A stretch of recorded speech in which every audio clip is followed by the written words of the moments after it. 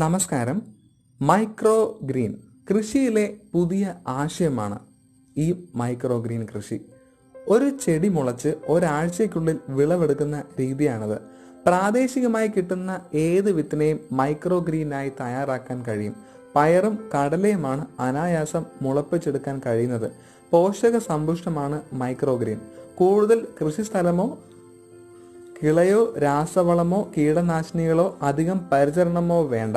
നമുക്കാവശ്യമായ പോഷക സമ്പുഷ്ടമായ ഇലക്കറി വീട്ടിലെയും ഫ്ലാറ്റിലെയും ജനൽപ്പടിയിലോ ബാൽക്കണിയിലോ വളർത്താം.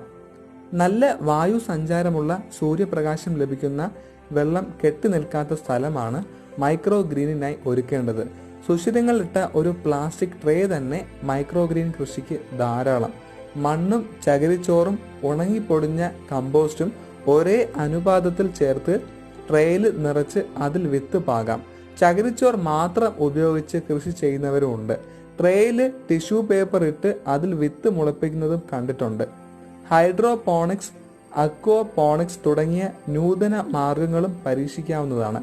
വിത്തുകൾ ഏകദേശം 8 മണിക്കൂർ വെള്ളത്തിലിട്ട് കുതിർത്ത ശേഷമാണ് നടാൻ ഉപയോഗിക്കുന്നത്. ബാൽക്കണിയിൽ പല തട്ടുകളിലായി ട്രേ നിരത്തുകയാണെങ്കിൽ ദിവസവും മൈക്രോ ഗ്രീൻ വിളവെടുക്കാം.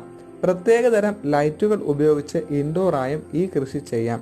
പാതി മുളച്ച വിത്തു പാകിയ ശേഷം പരമാവധി 2 ആഴ്ചയാണ് മൈക്രോ ഗ്രീനിന്റെ വളർച്ചാ ദൈർഘ്യം. 2 ഇല പ്രായത്തിൽ വിളവെടുക്കാം. തണ്ടുകൾ മുറിച്ചെടുത്തോ വേരോടെ പിഴുതെടുത്തോ ഉപയോഗിക്കാം. നിങ്ങൾക്ക് ഈ വീഡിയോ ഇഷ്ടമായെങ്കിൽ ലൈക്ക് ചെയ്യുക, ഷെയർ ചെയ്യുക, കമന്റ് ചെയ്യുക, സബ്സ്ക്രൈബ് ചെയ്യുക. Bye bye.